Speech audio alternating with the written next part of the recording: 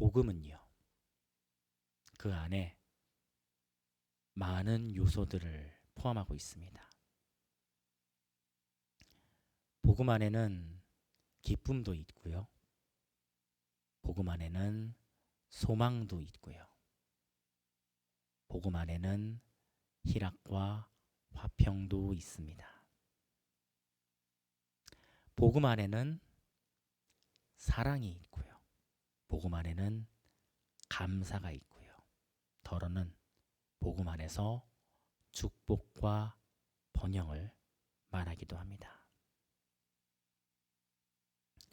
제가 지금 나열하는 이러한 것들은요, 오늘날 소위 복음과 관련해서 우리가 쉽게 들어볼 수 있는 단어들입니다. 복음과 관련해서 우리가 쉽게 들어볼 수 있습니다.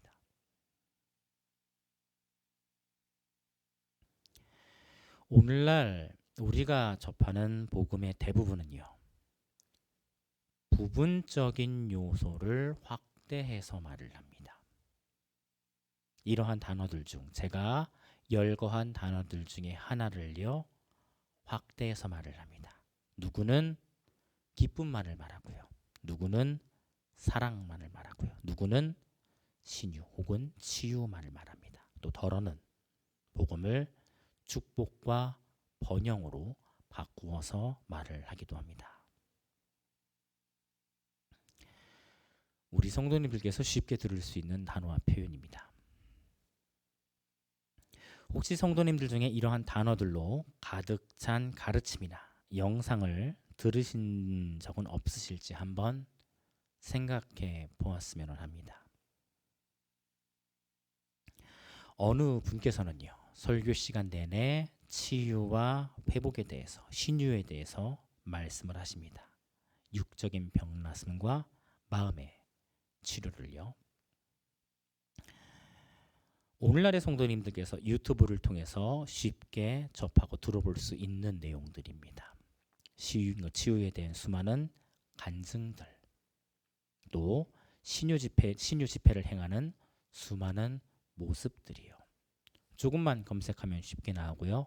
또 조금만 찾아보면은 쉽게 알 수 있습니다.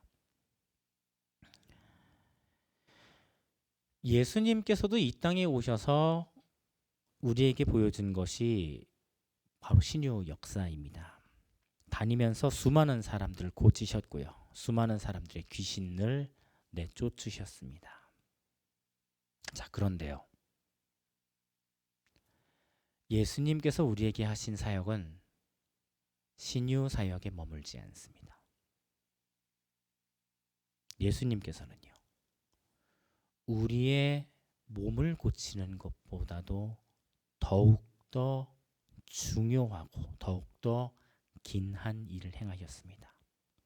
훨씬 더 크고 훨씬 더 놀라운 일이요.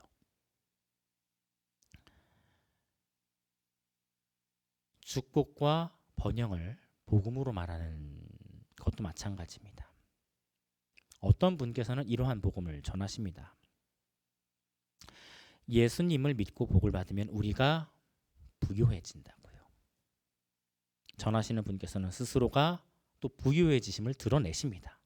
자신의 차를 자랑하시고요. 자신이 입은 옷을 자랑하고요. 또 스스로가 찬, 저는 시계가 없네요. 스스로가 찬 시계도 자랑하십니다. 실제로 저도 봤습니다. 시계를 자랑하면서 자신의 부유함을 드러내시면서 축복과 번영에 대해서 말씀하시는 분을요. 축복과 번영의 복음을 전할 때 반드시 빠지지 않는 구절이 있습니다. 바로 믿어 의심치 않으면 산도 옮길 것이다. 산더러 바다로 들어가라 하면 들어갈 것이다 라는 구절입니다. 그런데 이제 우리 교회 성도님들께서는 잘 아시겠습니다만 이 구절은 우리가 바라는 바, 우리의 소원을 마치 이루어주는 듯한 그런 비밀과도 같은 구절이 아닙니다. 예수님께서는 우리에게 하나님 나라의 의를 먼저 간구할 것을 가르치셔요. 마태복음 6장 한 장을 할애해서요. 네, 굉장히 긴 본문입니다. 굉장히 긴 본문을 할애해서 그의 나라와 그의 의를 먼저 구할 것을 가르치십니다. 그것을 주기도문을 통해서 친히 우리의 입술로 지금 이 시간에도 간구할 수 있도록 그렇게 기도할 수 있도록 가르치셨습니다. 마태복음 19장에서는요. 아예 예수님께서 대놓고 부자는 천국에 들어가기 불가능합니다 라고까지 말씀을 하셔요. 낙타가 바늘기에 들어갈 수 없는 것과 같이 부자가 천국에 들어갈 수 없습니다 라는 말씀을 하셔요. 물질에 의지하는 것으로는요. 물질을 생명과도 같이 여기는 그런 마음으로는 결코 하나님 나라를 들어갈 수 없다라는 것이에요. 그런데 오히려 복음을 빙자하여 우리에게 물질과 번영 그리고 성공에 대해 가르치는 그런 내용들이 있습니다. 그리고 이것을 바라고요. 또 이것을 놓지 못하는 분도 계십니다. 이 가르침만이 생명인 것처럼 여기시면서 손에서 그 가르침을 놓지 못하시는 분들이 계셔요. 안타깝게도 이 가르침은 사실 성경과 복음으로부터 온 가르침은 아닙니다. 예수님의 가르침은 아닙니다. 우리 성도님들께서 마태복음의 내용들을 지금까지 살펴보아도 아시듯이요. 그의 나라와 그의 의를 먼저 구하라고 하셨지 결코 우리의 필요와 우리의 소욕을 먼저 구하라고 가르치시지 않으셔요. 무척이나 긴 본문으로 그거를 말씀을 하셔요. 예수님께서요. 자, 그렇다면 과연 복음은 우리에게 무엇을 가르칠까요? 예수님께서 우리에게 행하신 가장 크고 중요한 일은 무엇일까요? 그것은 바로 십자가 위에서 우리에게 이루어 주신 대속의 죽음이죠.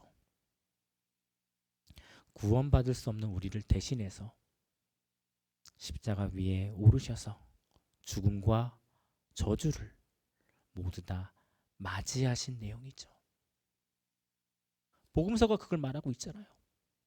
우리 성도님들께서 묵상하고 계신 지금 이 마태복음이요. 그거를 말하고 있잖아요.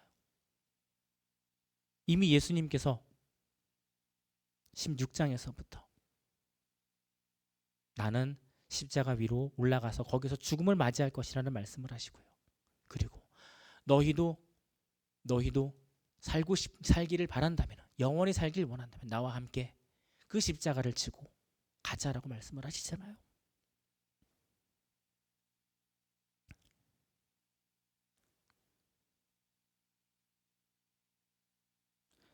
예수님께서는 우리에게 또 대속 사역을 말씀하실 때도 예수님만의 십자가가 아니라 우리들의 십자가까지 함께 말씀하시죠.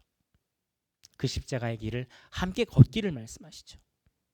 우리 또한 그 십자가를 함께 따를 것을 말씀하시죠. 십자가의 길을 함께 걸을 것을요. 바로 이 십자가의 길은 자기 부인입니다. 자기 부인. 자신의 소욕, 자신의 욕심, 자신의 의지를 자신이 의지하는 그 모든 것들을 부인하는 것이요. 예수님의 십자가를 말할 때 우리가 그 십자가를 우리들이 자기 부인을 통해 따라야 한다라는 것을 말씀하시죠.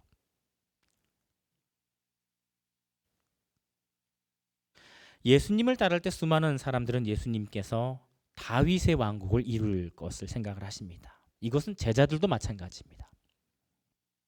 제자들이 예수님께 묻습니다. 누가 예수님의 오른편 그리고 누가 예수님의 왼편에 앉습니까? 라고요. 제자들의 생각은 모두 예수님 옆에서 한 자리씩 차지하기를 원하는 거죠. 제자들의 생각은 모두 예수님 옆에서 정치적인 한 자리를 가지길 원하는 것이 제자들의 마음이었습니다. 그랬던 제자들이요. 예수님의 죽음 앞에서는 모두가 다 도망을 갑니다. 자신들이 기대했던 메시아의 모습이 아니니까요. 그건.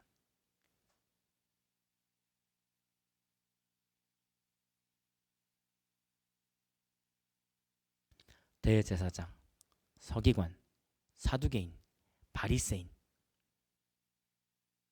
장로들. 이들이 예수님을 경계한 것도 사실 비슷한 맥락입니다. 이들은 현재 다윗 왕국의 그 정치적 흔적을 유지하고 있는 지배계층입니다. 이들은요, 스스로가 자신들에 속한 나라의 실세로 여기는 사람들이에요. 실세. 이들은요, 이미 실세인 위치에서요, 신진 세력으로 등장하는 예수님을 정치적인 위협으로 간주해요. 이 사람들이 제일로 두려워하는 것은 이것입니다. 예수님으로 인해서 밀란이 일어나게 되면 자신들이 로마로부터 받게 된 통치권을 빼앗기게 될 것인 것에 대한 걱정이에요. 요한복음의 그 내용이, 그 담화가 잘 들어가 있죠. 이들은 정치적 힘과 권력을 잃을 것을 두려워하는 사람들입니다. 그래서 예수님을 죽입니다. 자신들만의 나라, 자신들만의 왕국, 자신들만의 힘과 권력, 부와 번영을 지키려고요. 자신들의 부를 누리기 위해서 예수님을 죽인 거예요. 물론 예수님의 십자가 사건은 단순히 그러한 정치적인 음모와 활동, 그것보다 더 큰 계획이 있죠, 사실. 예수님 안에서는요. 그럼에도 불구하고요. 예수님께서 성전에 입성하실 때 모습을 한번 떠올려 볼게요. 예수님께서 성전에 입성을 하실 때 많은 사람들이 이렇게 외쳤어요. 뭐라고 외쳤을까요? 호산나? 누구의 자손? 호산나? 네, 맞아요. 호산나? 다윗의 자손. 모두가 아는 거예요. 예수님이 누구의 자손이라고요? 다윗의 자손인 걸요. 모두가 알고 있는 것이에요. 예수님이 왕의 후손인 것을요. 예수님을 정치적 구원자로서 여기는 그런 모습입니다. 로마의 탄압으로부터 자신들을 구해줄 그런 정치적 지도자요. 자신들에게 힘과 권력, 그리고 부와 평안을 안겨줄 사람으로요. 돌려줄 사람으로요. 그런데요, 오늘 본문에서는요, 그 예수님이 다윗의 왕국에 속한 사람이 아니라는 것을 오늘 본문을 통해 보여줍니다. 오늘 본문을 통해 드러냅니다. 성도님들께서 오늘 보신 이 마태복음 22장 41절에서 46절, 이른바 그리스도의 메시아 논쟁은요, 다윗과 메시아 논쟁은요, 마태복음, 마가복음, 누가복음 세 복음서에 모두 다 들어가 있는 본문입니다. 세 책이 모두 이 이야기를요, 인상적으로 여기고 넣어놨어요. 왜 이 이야기가 당시에 예수님을 따르던 이들에게요, 그리고 예수님의 행적에 대해서 말하려고 하는 이들에게 왜 이토록 인상적이었을까요? 예수님께서 바리새인들에게 메시아가 다윗의 후손인지를 묻고 다윗이 메시아를 자신의 주로 여긴 것이 왜 그토록 인상적이었을까요? 왜 이들에게 이토록 강하게 인상으로 남아서 이 세 복음서에 이렇게 동일한 이야기가 들어가 있는 것일까요? 마태복음은 처음 시작할 때부터요, 예수님이 다윗의 후손임을 말합니다. 다윗과 아브라함의 자손, 예수 그리스도의 계보라. 이 말이요, 마태복음 1장 1절입니다. 다윗과 아브라함의 후손, 다윗과 아브라함의 자손. 천사가 다윗의 아버지 요셉을 부를 때도요, 천사가 요셉을 부를 때도 다윗의 자손이라고 불러요. 사람들만 그렇게 알고 있는 것이 아니라 천사도 요셉을 다윗의 후손으로 알고 있는 것이에요. 예수님의 아버지 요셉입니다. 수많은 사람들이 예수님을 다윗의 자손 예수여라고 불러요. 네, 맞습니다. 예수님은 다윗의 자손입니다. 왕족의 후예입니다. 왕이 되실 분이십니다. 자, 그런데요, 오늘 본문은요, 그 족보가 뒤집힙니다. 단순히 예수님이 왕의 후예 수준에 머무는 것이 아니라는 것을 말해요. 저희가 다시 한번 읽어보겠습니다. 22장 44절입니다. 자, 함께 한 목소리로 읽겠습니다. 말하기를 주께서 내 주께 말씀하셨다. 내가 내 원수들을 내 발받침대로 삼을 때까지 너는 내 오른손에 앉아 있어라 라고 하였다.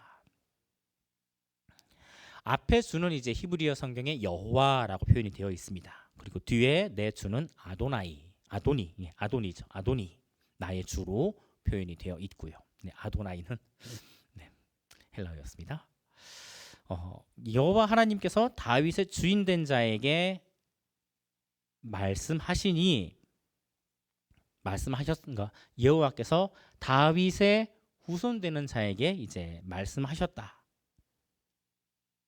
다윗의 후손된 자에게 다윗의 주인이라고 말씀하셨다. 예수님께서 이 구절을 언급하는 것만으로도요, 바리새인들 사이에 침묵이 감돕니다. 예수님께서 꺼내신 시편 9절에 어느 누구도요 더 이상 질문을 하지 못합니다. 그만큼 당시 바리새인들에게도요 시편은 매우 친숙한 시였고요. 또 이미 바리새인들도 이 시를 메시아 시편으로 여기고 있다라는 거예요. 바리새인들에게도 이 110편에 대한 공감대가 충분히 형성이 돼 있다라는 거예요. 이 시편이 적어도 다윗의 후손인 메시아에 대해서 말하고 있는 시편인 것을 알고 있다라는 거죠.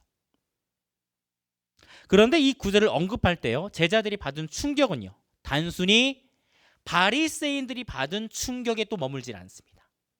제자들은요, 이 구절을 통해서요, 예수님이 더 이상 다윗 왕국에 속하지 않았다는 것을 보게 돼요. 예수님은 다윗 왕국 사람이 아닌 하나님 왕국의 유업을 받을 사람이라는 것을, 받을 분이라는 것을 깨닫게 된 거죠. 이 충격이요, 세 복음서 안에 고스란히 남아 있습니다. 다윗 왕국이 아닌 하나님 왕국에 대한 충격이요. 21장과 22장에서요, 예수님은 줄기차게 성전의 몰락과 이스라엘 왕국의 정치적 몰락을 말씀하십니다. 그리고 이후 23장으로 넘어가서도 역시 마찬가지입니다. 지금 보시는 다윗의 후손 이야기를 끝으로요, 23장에서부터는요, 이제 예수님께서는 본격적으로 바리새인과 서기관들을 향해 심판을 선언하셔요. 바리새파 사람들은 당시에 이제 정치적인 실세가 되는 사람들이고, 서기관들은요 성경을 필사하는 일을 하는 사람들입니다. 이러한 사람들이 종교적 지도자의 위치에 이제 있으면서 당시에 이제 유대 사회를 이끌어갔던 그런 사람들입니다.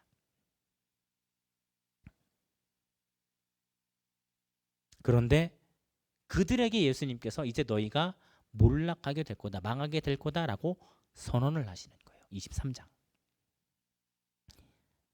이스라엘 왕국, 정치적 국가로서의 다윗 왕국은 이제 무너질 거라는 거죠.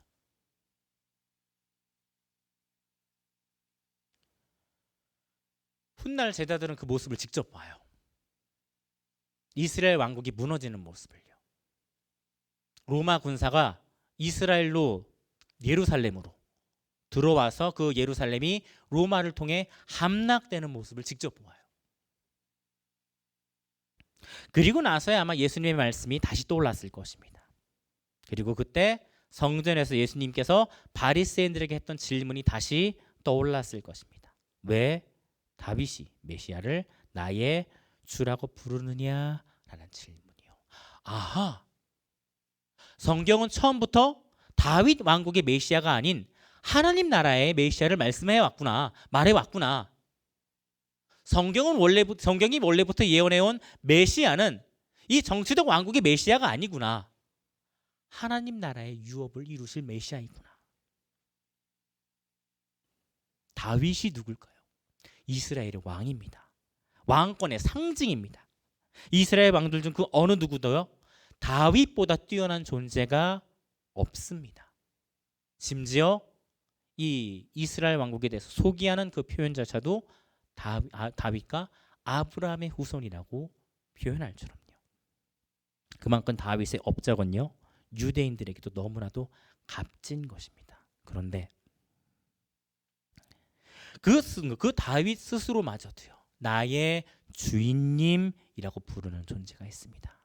성령님의 감동 안에서, 성령님 안에서 나의 주인이라고 부르는 그런 존재가 구약 성경 안에서 등장해요. 메시아라는 그런 존재로서요. 다윗은요, 메시아 되실 예수님을 먼저 성령님 안에서 보고 그분을 나의 주인으로 고백을 한 그 고백이 백시편이 담겨 있었던 거죠. 자신의 왕국보다 더 큰 왕국의 주인이 되실 예수님이에요. 하나님으로부터 그 왕국의 유업을 오른편에 앉아 상속받으실 예수님이에요.